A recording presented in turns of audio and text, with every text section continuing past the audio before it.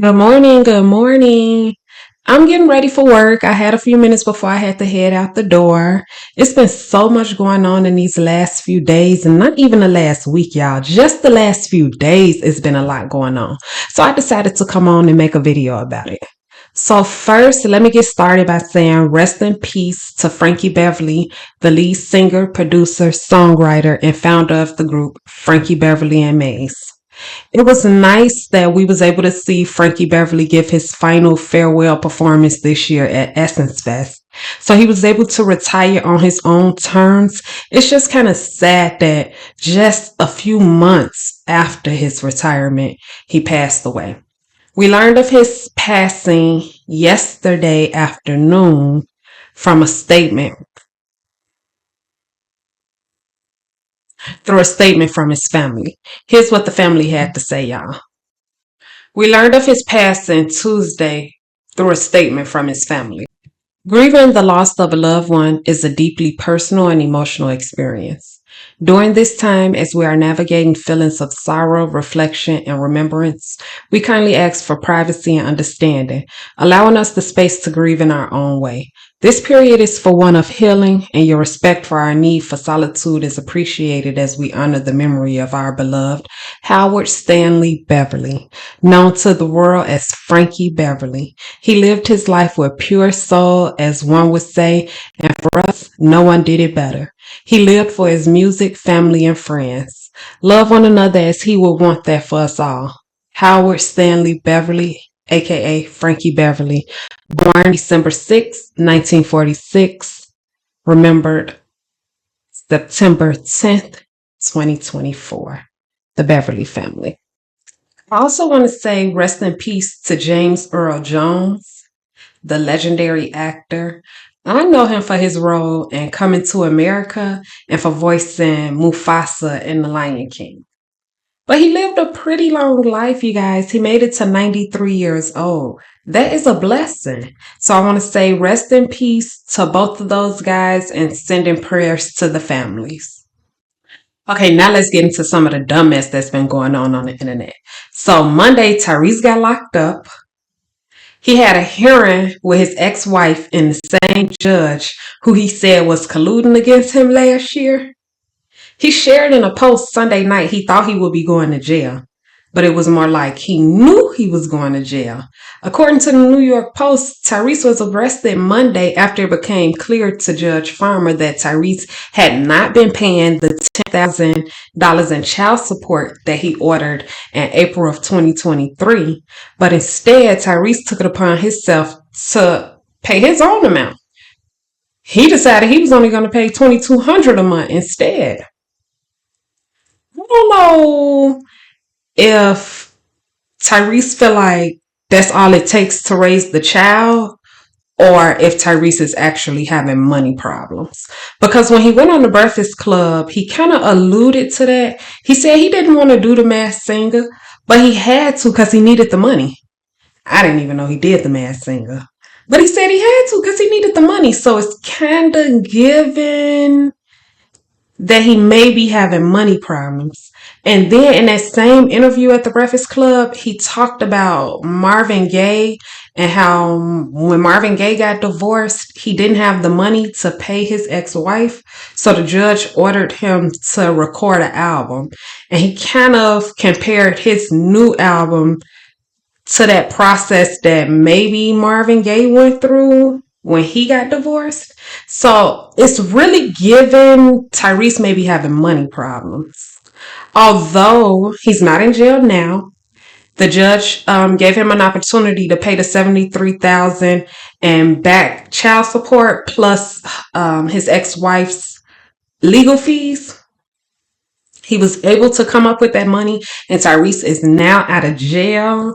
It looks like he took his new girlfriend to the premiere of his new movie. I believe it's like 1912 or 1922 or something like that, y'all. But yeah, So Tyrese is no longer locked up. He was able to come up with the money, but still, I think he might have like borrowed that money or something because it's definitely given Tyrese may be having money issues.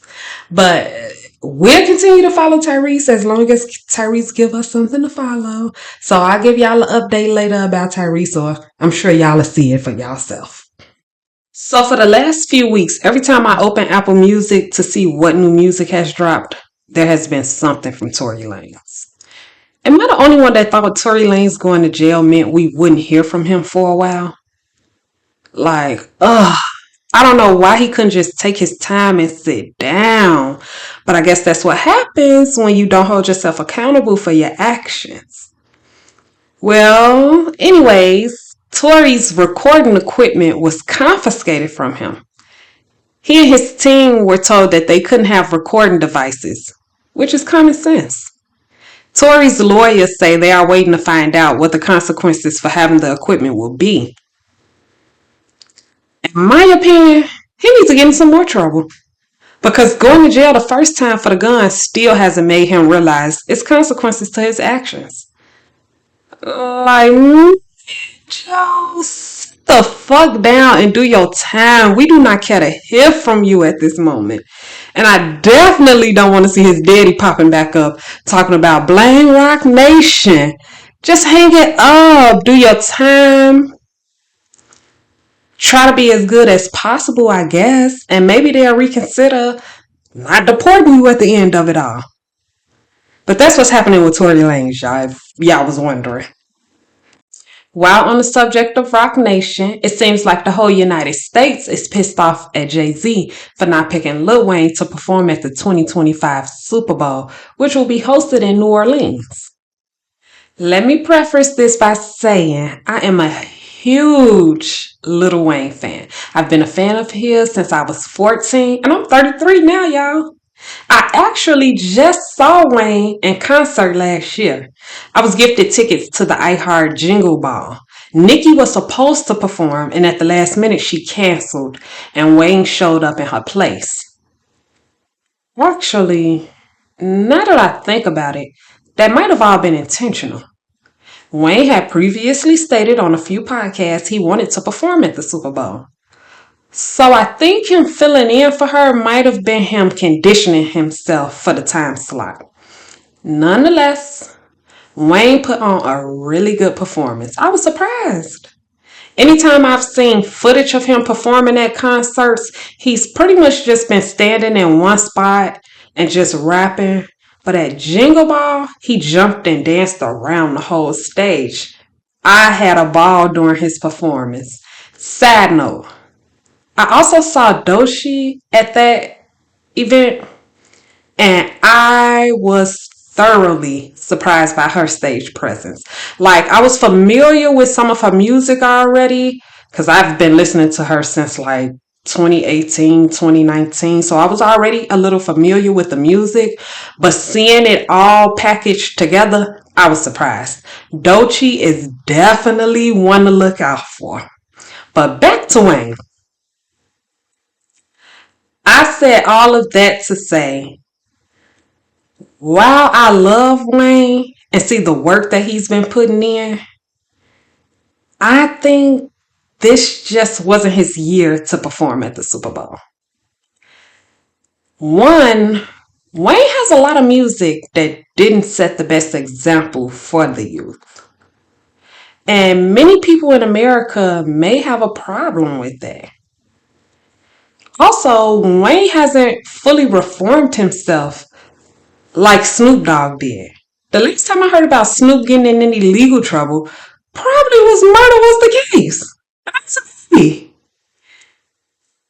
Wayne just had to use Trump to get a pardon in 2021 for a gun charge he caught in 2019. Nonetheless, he does have enough clean music to carry that slot. I think he just needs to wait a little bit longer to kind of clean up his public image before he can get on that world stage. I haven't fed into any of the Jay-Z, Hayes, Drake, and Nicki narratives. I don't think it's that deep. Although we do know Jay-Z can be petty, I don't think he's being petty this time around. Because just a couple weeks ago, I saw a video floating around Twitter. Wayne and Jay-Z was kicking it, and Baby was walking up to dap them up. So I don't think he's being petty this time around. I think he's just doing what makes sense. Kendrick Lamar had a great year. I would love to see Kendrick Lamar perform at the Super Bowl. Actually, I think I'm booking me a flight or taking a train because we can get a direct train from Chicago to New Orleans. I think I might go. I've been wanting to go back to New Orleans for a while because the reputation Chicago has for food is great. But being from Chicago, sometimes I get tired of it. And the only other place I've been where I can eat good is New Orleans. So why not take a trip? Be a part of all the festivities of the Super Bowl and eat good. Yeah, I think that's the move for me. Lastly, so yesterday I was bored at work and decided to get on Twitter to see what was happening in the world. Is this the first thing on my news feed? There you go, baby. There you go, baby. There you go, baby. That's my Michelle. That's my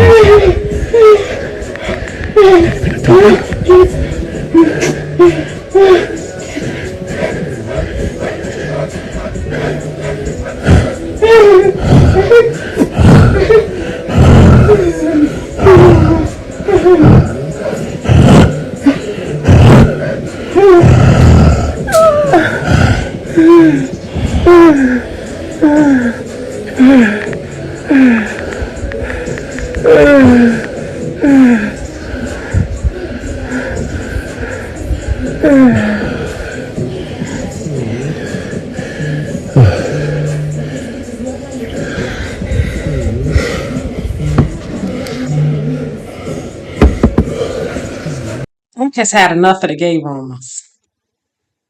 Even though this don't really prove anything to me, but at the same time, it's not my business. I was just surprised to see this on my timeline yesterday. Y'all drop down in the comments. Let me know what y'all think about everything. Of course, I'm gonna leave y'all with a funny clip for the day. Let's get the conversation going. See y'all later. Event that happened today. Obviously, I'm embarrassed. Someone that is extremely, extremely private, and to have one of your most intimate details, the audio heard for the entire world to hear. I'm embarrassed for a number of reasons. People count on Shannon, Shay Shay Media, Club Shay Shay Nightcap, ESPN. There are a lot of people that count on Shannon at all times. Even when I'm behind closed doors, I still try to remain a level of, even when I'm behind closed doors, I still try to remain a level of professional, although I'm in the privacy of my own home. And I'm very disappointed in myself. Not for the act. I think there are millions and billions of people, of consenting age that engage in activities. But to have your most intimate detail on the audio to be heard, I'm disappointed in myself. I let them call them. I called my sister. My friends, obviously my friends reached out, but guys, this was not staged. Came in, I threw my phone, staged. Came in, I threw my phone on the bed, gazed in an activity. I did not know IG Live. I've never been on IG Live. I've never turned IG Live on. So I don't know how it works. And so all of a sudden, my other phone is going off and people are calling me FaceTime that I've never talked to a day in my life on FaceTime. And it didn't, I'm like, why are y'all calling me FaceTime? And after a while, Jamie, and he says, Shannon, you on IG Live. I'm like, doing what? You know, I'm like, what am I on IG Live for? I ain't hit no IG Live button. He says, on IG Live for? I ain't hit no IG Live button. He says, they can hear. I'm like, so now, Ocho, you know, I say ask for patience. He said they can hear. And now I'm starting to get agitated again because you called me and say I'm on IG Live when I know I didn't click myself on IG Live. And he said they can hear me. I said, hear me doing what? He said, it sounds like you were having sex. Man, my heart sank. It dropped.